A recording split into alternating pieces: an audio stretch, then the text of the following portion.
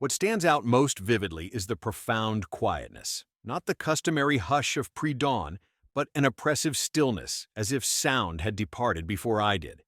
In the dimly lit living room, the air conditioner ticked in rhythmic sync with my thoughts while she was absent, vacationing at Cancun or Cabo or some other coastal resort. Jenna's absence was predictable, her plans predetermined before I could formulate questions. The TV remote remained untouched from 2 nights ago, a coffee cup adorned with deep red lipstick by the sink, a color she usually avoided in my presence, claiming it dried her lips. However, someone must have found appeal in that shade. Someone must have complimented her on her color choice, someone other than me. This realization came around 3 months back. Since then, she altered her makeup, perfume, resumed nail painting, began attending spin classes 4 times a week, yet returned as if from trekking in the Andes. She no longer wanted me to fetch her after class. She expressed feeling smothered. I pulled away. I convinced myself that's what good husbands do: trust, support, and refrain from spying or prying. However, this support only functions when there's something restraining you too. I was the only one holding onto the rope. 2 weeks ago, she informed me about her trip to Florida with some of her college friends. This caught my attention since she hadn't interacted with any of them in years. She dismissed my surprise with "It's a reset mini vacation," stating that she needed it due to stress. I nodded, responded affirmatively, kissed her forehead, and helped her with her luggage to the Uber. Dear friends, if you enjoy this story, please like and subscribe to our channel. It will motivate us to make more videos like this for you. I observed her enter without glancing back. I was certain I wouldn't be dwelling in that house when she emerged again. This wasn't an impulse decision, it was a carefully constructed plan. Over the past month, I shifted funds to a different account and rented a storage unit, later securing a one-bedroom apartment on the opposite side of town, characterized by its bare walls, squeaky floors, and unoccupied closets harboring no secrets. I shared this decision with no one, not my brother, nor my closest friend, nor my mother, as fear gnawed at me that someone might persuade me to reconsider or, even worse, convince me to stay. However, it was a message on her tablet, a device she rarely used and often forgot about, that shattered the facade of my plan. The tablet sent a notification while I retrieved an old charger from a drawer. It displayed a picture I didn't recognize of Jenna on an unfamiliar bed, clad in attire I had never seen her wear before, and holding a flute of champagne, grinning not towards the camera but at the person wielding it. The caption conveyed, "We were doing yoga. You have to push me beyond any workout class ever did." My vision constricted, my chest contracted, yet I remained silent. I didn't strike a wall. I merely stared at that picture, etching it in my mind. It was the sincerity in her expression that caused the most pain. It was the smile I hadn't seen in years. She wasn't pretending. She was genuine. She no longer smiled like that at me. The following day, I took the dog, my favorite hoodie, and a photo of my father. I abandoned everything else, everything we had constructed. The couch we chose after 6 hours of quarrels, the wedding pictures, the decorative pillows she insisted on. I left her a brief note on the fridge, only 12 words. I departed. You'll discover the reason. Savor your reset. Mike. I inserted the key into the lock, left it on the counter, and closed the door behind me. I didn't glance back. I had no desire to witness my departure. I merely aimed to create room for the upcoming events. The inaugural night in the fresh apartment was void, not tranquil void. There is a distinction. Tranquility signifies serenity. Voidness conveys an emptiness born from the internal noise having no outlet, thus reverberating. The mattress remained wrapped in plastic. I rested on a folded blanket with my coat serving as a pillow. Max, the dog, positioned himself beside me, seemingly aware of a fracture yet unsure of remedy. I was envious of him for that. Dogs don't require closure. They only need companionship. I struggled to eat. Couldn't. I attempted to watch TV, but each program served as a reminder. Every on-screen couple, every chuckle track, every "I love you" seemed like derision. Thus, I remained there, in quietude, aimlessly scrolling through the backup files I had extracted from her devices. Not to torment myself, at least that's what I rationalized, but to comprehend. What I discovered did not bring clarity. It cast a deeper shadow. There were voice messages, destined for him, not me. She labeled the man in her phone as Zed, suggesting a covertness within the alphabet.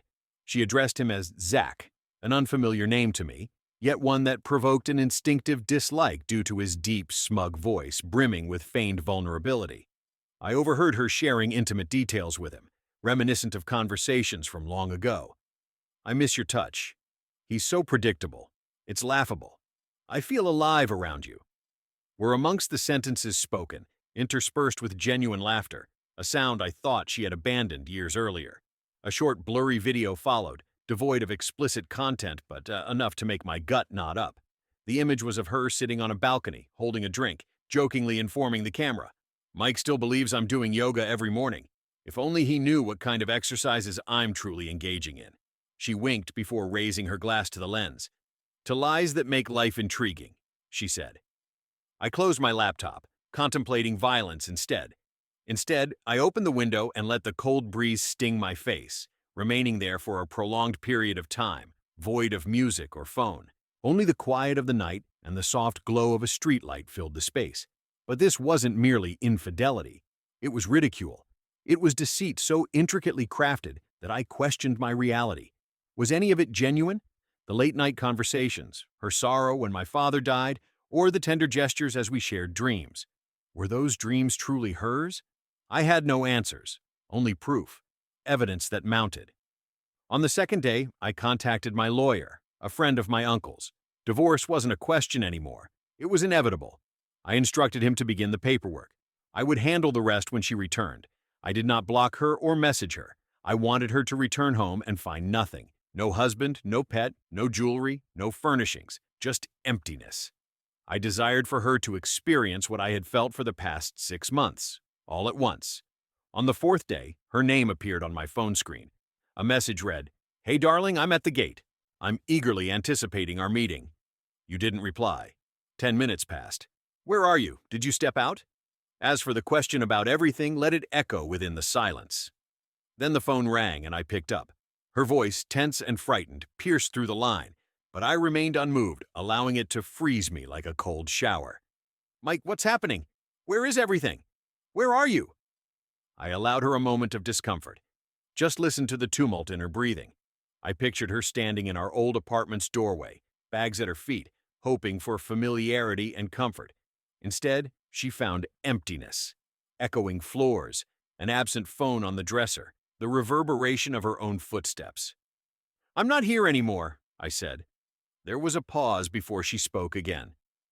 "Gone? What do you mean?" "I understand, Jenna." The silence that followed shattered everything. I could almost hear the pages flipping through her mind, every lie she told, every story she constructed, trying to figure out which one I referred to. "What is this?" she queried, feigning ignorance while clearly aware the game had ended. "Jenna, the messages, the balcony video, the photos, the remarks about you. I'm well aware of everything." A momentary hush fell over the line. I expected honesty then, even for a brief instant, but it didn't come. Instead, she countered, her voice escalating towards a shrill pitch she typically used when cornered. "Are you seriously saying you went through my things? Spying on me? That's vile, Mike. I needed space, and this is how you repay me." I erupted into laughter, hearty and disbelieving. "You cheated on me, Jenna, for months. You manipulated me. You lied to my face, made me believe I was insane." "No, I didn't. You called me pathetic," I interrupted, my voice suddenly calm. "You said you felt alive around him, that your yoga sessions were a facade for your rendezvous. You joked about it. She reproached you for mocking her while she was at home tending to the dog and preparing dinner, adding that you shouldn't rummage through her personal belongings. Yet there was no remorse or tears displayed. Instead, it seemed as if her privacy mattered more than the marital relationship she had destroyed. In that moment, I felt a fleeting sense of pity for her, not because she lost you, but because she believed you wouldn't depart. She thought she could infidel, ridicule, and manipulate, and you would endure. "So," I inquired, "didn't you think I was too weak to act?" She remained silent. "Well," I continued, "I've had enough of being passive." Then I disconnected the call. It wasn't a dramatic movie finale, complete with a climactic shout or shattered glass. Instead, there was just a muted click that carried more weight than any physical blow I could have delivered. The following day, she began texting. Long messages, some defensive, some apologetic, some pleading, some distorting reality. She admitted feeling lonely, lost, and acknowledging mutual mistakes. However, not once did she utter, "I'm sorry for my infidelity." This silence spoke volumes to me. The initial 3 days following my decision to disconnect were unusually tranquil, with no phone calls, texts, or voice messages feigning tears. No signs of her planning a move. Jenna was always the manipulator, never the one deceived. So I chose to be patient, certain she wouldn't back down without some sort of show. And on the 4th day, it occurred. I found myself at a laundromat, folding shirts when my phone vibrated with an unfamiliar number. Ignoring the call initially, it buzzed again. The same number. I picked up. "Mike, it's Rachel." Rachel, one of Jenna's former colleagues she often criticized as flaky, annoying, and talkative, warned that she was at her place currently, drunk and weeping, threatening to appear at my new apartment. She claimed I had abandoned her, that I was punishing her, and if I didn't return, she would ensure everyone heard her side first. She brought up your work, your friends, and your standing. I'm merely advising caution. It didn't even hurt. It simply reinforced what I already knew. Jenna didn't miss me, she missed the control. She wasn't mourning the end of our relationship. She was alarmed by the disintegration of her image. I thanked Rachel and ended the call. 2 hours later, I received an email. The subject line read, "Let's discuss one final time." Disregarding my better judgment, I opened it. She penned 4 lengthy paragraphs, meticulously constructed, each sentence oozing feigned vulnerability. She claimed to be perplexed about losing herself in the monotony of our life. She described Zach as a mistake, someone who simply lent an ear when she needed to feel validated. She admitted that she never intended to harm me, but found it difficult to breathe within our marriage anymore. The standard tactic, emotional manipulation disguised as a confession. Then she wrote something that took my breath away. "I believe we owe it to everything we've been through to meet in person. If a hint of your affection for me remains, meet me at the apartment tomorrow night. I'll be present." This wasn't an invitation. It was a test. I understood this wasn't for resolution, but for provocation. She wanted to scrutinize me, to find any remnants yet to shatter. Yet I also sensed something else, a desire to see her, not for reconciliation or truce, but to listen to her words when the facade eventually crumbles, to observe her attempt at deception one last time. Hence, I attended. The events that unfolded in that room remain etched in my memory. I arrived 20 minutes ahead of schedule, idling in the parking lot with the engine humming, my gaze fixed on her apartment window. The lamps were aglow, the drapes were shut, but I could discern shadows shifting. She was there. My heart didn't throb. No sweaty palms. No doubts. Instead, a peculiar calm enveloped me, as if the climax had already unfolded, and I was merely awaiting the denouement. I switched off the engine, exited, and followed a familiar path, yet each stride felt alien. My footprints were no longer appropriate here. Without me even knocking, she opened the door. She'd been observing. Jenna stood in the threshold, clad in the same gown from our 3rd anniversary. I identified it swiftly. Earlier, it held significance. Now it was merely a tactic. She flashed a smile like a stranger peddling unwanted merchandise. "Mike," she murmured softly, as if she had rehearsed the name. "Thanks for coming." I remained silent, continuing into what once was our living room. She lit authentic candles. Our wedding portrait still adorned the wall, but now it seemed gruesome. 2 grinning fools trapped in a time capsule, ignorant of the impending doom. She proposed wine. I declined. "All right," she said, crossing her arms and leaning against the couch, as if this were a therapy session. "So, I suppose this is the end?" "No," I replied. "This is the point where you cease feigning." A flicker of uncertainty crossed her smile for a brief moment. She let out a breath. "I didn't stray to inflict pain on you, Mike, but you did cause me pain." "I was suffocating," she asserted swiftly, her voice rising. I felt unseen. "Do you know how isolated I've felt in our marriage?" I gazed at her, not coldly, not angrily, just truthfully. "You were isolated so you found companionship," I responded. "You didn't strive to mend anything. You simply created a separate existence, and you weren't even discreet about it." She then laughed. Laughed. "You think I wanted to conceal it?" she asked, eyes narrowing. "You think I was afraid of you discovering?" "No, Mike. I knew you would uncover it eventually. You've been preparing to depart for years," she said. That struck harder than anything else, as she had stated. Not because it was true, but because it was so far from reality. I remained even when you stopped striving, I stated softly. I remained when you stopped connecting with me, communicating with me, perceiving me. You urged me to discuss, inquired about your needs, and I was told everything was satisfactory.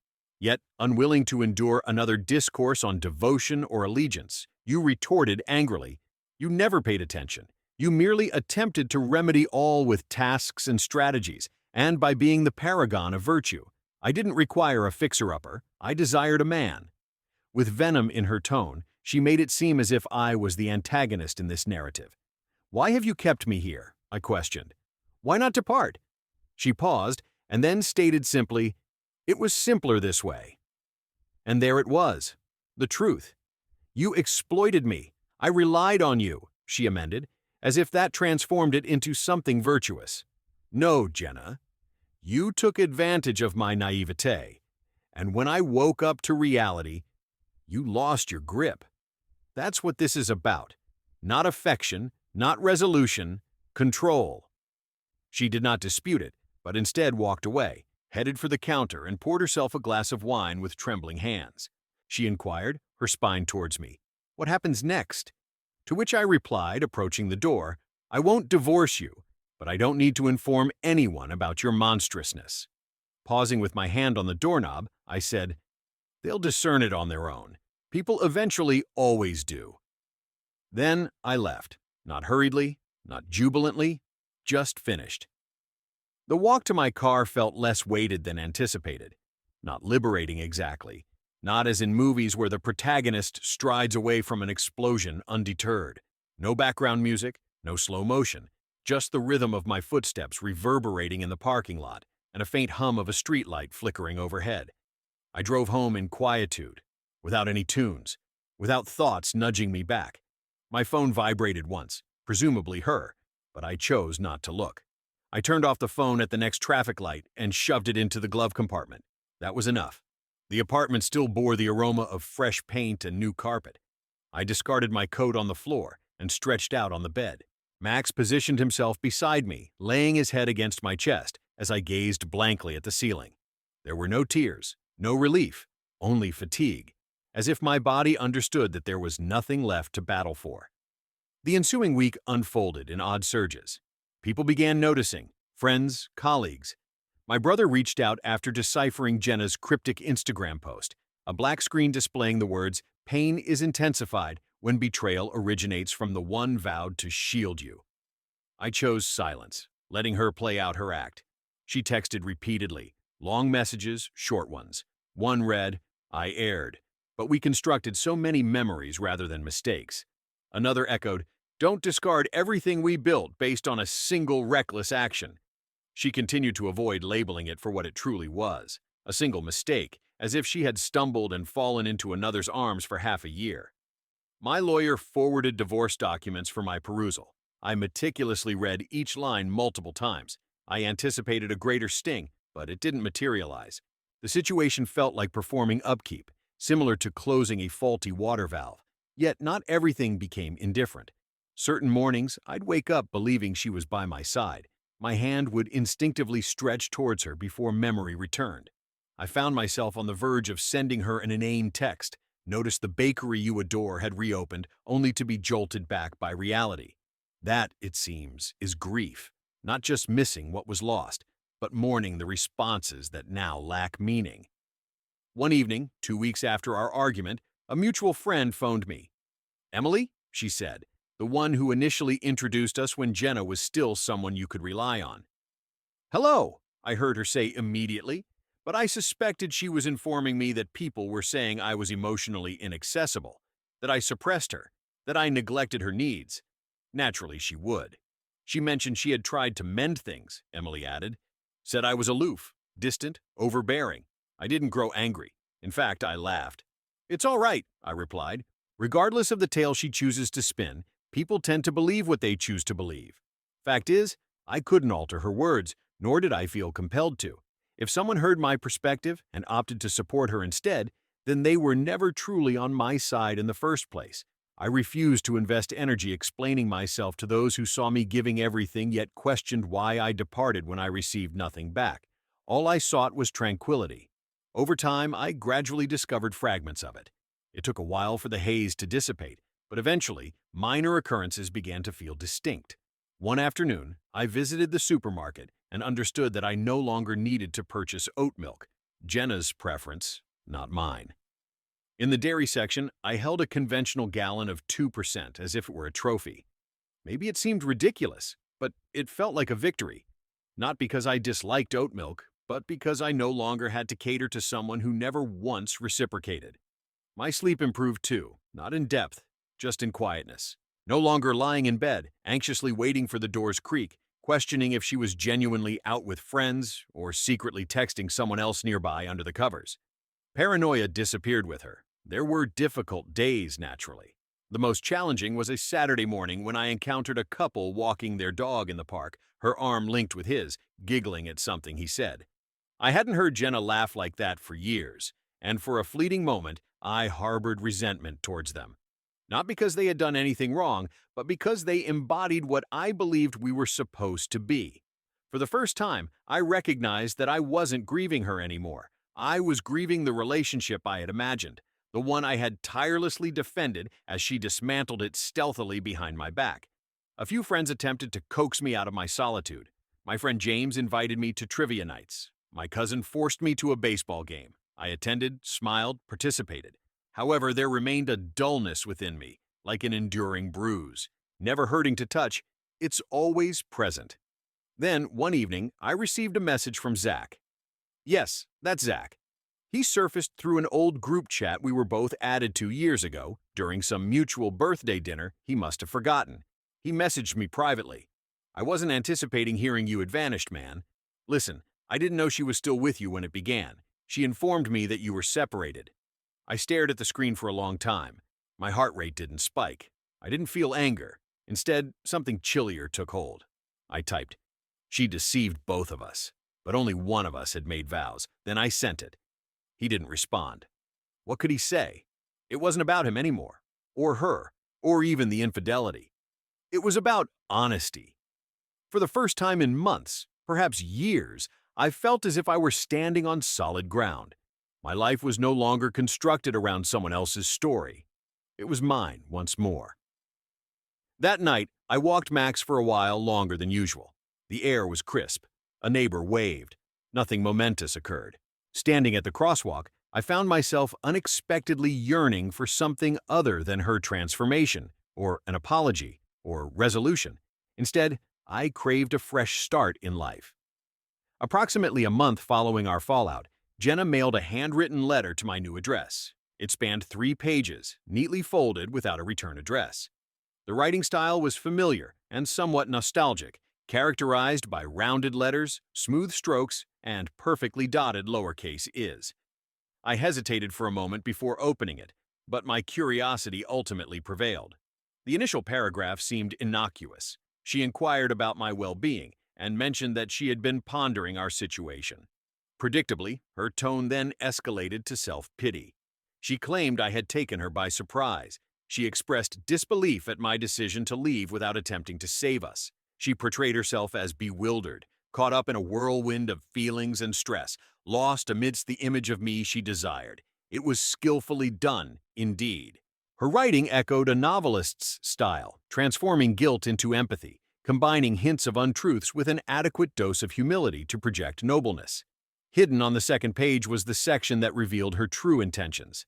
"I'm not admitting fault, but you must comprehend, Mike. I no longer felt cherished. You stopped acknowledging me. You stopped physically expressing affection towards me. Zach made me feel valued. Isn't that what we all yearn for?" There it was. Justification disguised as vulnerability. A confession tainted with accusations. She refused to acknowledge her errors. Instead, she claimed credit for enduring a marriage she undermined. She terminated the relationship with, "I'll always love the version of you I initially knew. I hope someday you recall that version of me too." No regret, no contrition. I remained silent. What could I say to someone who grieved over a self-image that didn't materialize? However, her letter stirred an unforeseen emotion within me, clarity. I eventually perceived her not as the turbulent, enchanting woman I fell in love with, nor as the exhausted spouse I attempted to rescue, but as the master of her own misery, adept at shifting blame onto others. Therefore, I initiated my own enumeration, neither a letter nor a rebuttal, merely a quiet, solitary list of all the things I had endured, the silent treatments, the diversion whenever I attempted to discuss our future, the demeaning remarks about my job in her presence, her mockery of the things that mattered to me, my music, my habits, my family, the forced holiday cheer, the falsehoods regarding her whereabouts, the day she said I was fortunate to have someone like me with someone like her. That remark still reverberated sometimes, yet I remained, because I kept believing it could change. Not by loving more intensely, staying longer, or trying harder, I could win her back. But people don't return from who they choose to become. They merely improve at concealing. I folded her letter, placed it in a past box, not to keep it, but to remind myself of its lack of control. I didn't erase her number completely. I did so permanently. There was no dramatic shift, no grand sunrise, no life-changing epiphany. It was a typical Saturday morning in early spring when I woke up and she wasn't the first thought. Avoid scanning through memories for signs overlooked or pondering over different choices made. Instead, I opened my eyes, stretched, and made coffee. For the first time in a while, it tasted great. Not due to the brand or the mug, but because there was no lingering aftertaste of resentment. There was no specter in the room's corner, no echoes of what-ifs on the floor. I started doing things I hadn't done in years: morning runs, guitar playing again, calling mom without guilt-tripping over phone time. I reorganized my living room, my personal space, nurturing plants, reading books Jenna might have found unimpressive, painted the wall a shade she previously deemed tacky, found joy in it. People subtly recognized a transformation within me, not an alteration per se, but a resurgence. "You appear more buoyant," James noted during our late-night poker games. "Almost radiant?" I was at a loss for words then, but I comprehend now. It wasn't that losing her made me superior. It was that I ceased pretending to be someone I wasn't simply to keep someone who didn't truly see me from the start. That's what sets people like her apart. They're so engrossed in pursuing the next excitement or validation that they overlook love isn't a performance. It's a sanctuary, a tranquil, persistent flame. However, she desired fireworks, sparks, acclamation. I was never the admiration she sought. After some therapy sessions, nothing profound, I began to recognize patterns. Why I remained, why I accepted so much, why I equated loyalty with enduring disrespect. I informed my counselor she hadn't physically harmed me or yelled at me, so I believed it wasn't abuse. He acknowledged and explained that abuse isn't only loud. This resonated with me because Jenna had eroded my confidence through subtle means like whispers and sarcasm rather than a single overt act of violence. She wore me down gradually. I allowed it because I thought love required endurance. However, love is about making choices, not just enduring. It's constant and never one-sided. One day, I received an email from Zach once more. This time, the message was lengthier. He disclosed that he had ended their relationship, stating it had become complicated. He mentioned Jenna was unlike what he expected, and she began blaming him for the circumstances. "I thought you should be aware," he wrote. "You were correct to depart. I didn't comprehend it earlier. I do now." I didn't reply, but I reread that email thrice. Not for validation, but to remind myself I wasn't delusional, overly emotional, or the antagonist in her narrative. I was the one who eventually escaped. Closure didn't arrive suddenly. It was more of a quiet acknowledgement. The divorce papers weren't delivered in a letter, dramatic speech, or heartfelt apology. It crept up on me in subtle moments, like folding laundry amidst raindrop taps against the window, preparing meals for one without concern for presentation. Waking up unburdened by someone else's silence on a Sunday morning was one of those moments. 2 months later, I signed the finalized divorce papers at my lawyer's office, skimming through each page leisurely. Anna argued over minor details, mainly out of spite, not principle, and attempted to claim the couch and decorative pillows. I let her keep them. Every piece resonated with a hollow sense of false comfort. As I pushed the last paper across the table, my lawyer inquired, "Are you all right?" I nodded, marking the first time I truly meant it. Leaving that office, I wasn't victorious but cleansed, as if I'd walked through a fire and emerged on the other side, scarred, battered certainly, but still alive, freed. I discarded everything of hers. Not the wedding ring, not the cards, not the anniversary gifts. I donated what I could and threw away what I couldn't. I didn't keep photos, not due to resentment, but because they seemed like pieces of a dream I had no intention of revisiting again. Memories tainted by hindsight, smiles masking cracks. One day I stumbled upon our old building, not on purpose. Just one of those unexpected turns life gives you when you least anticipate it. I slowed the car, looked up at that balcony, the same one she'd filmed herself on with him.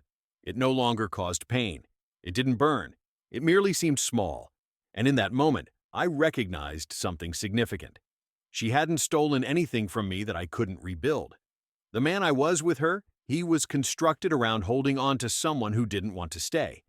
But the man I became afterward, he was genuine, reinforced, wise. I began journaling, not about her, but about myself, my life, my ambitions, my principles. At last, I have penned the truth. The things I suppressed when I was engrossed in maintaining harmony. I was a devoted husband. I remained faithful. I demanded honesty, and I acknowledged my imperfections. But I always showed up, every single day, and that surpasses what she ever did. If you find yourself questioning whether to stay or depart, if you're losing sleep over someone who devalues your affection as a tradable commodity for something more alluring, let me clarify. You are not insane. You are not excessively sensitive. You are not weak for craving more. Instead, you are awakening. Soon enough, you will breathe more freely. You will laugh heartily once more. You will enter a space that is entirely yours and recognize that you did not lose something. Instead, you escaped something. She never envisioned my departure, but I did, and I'll never return.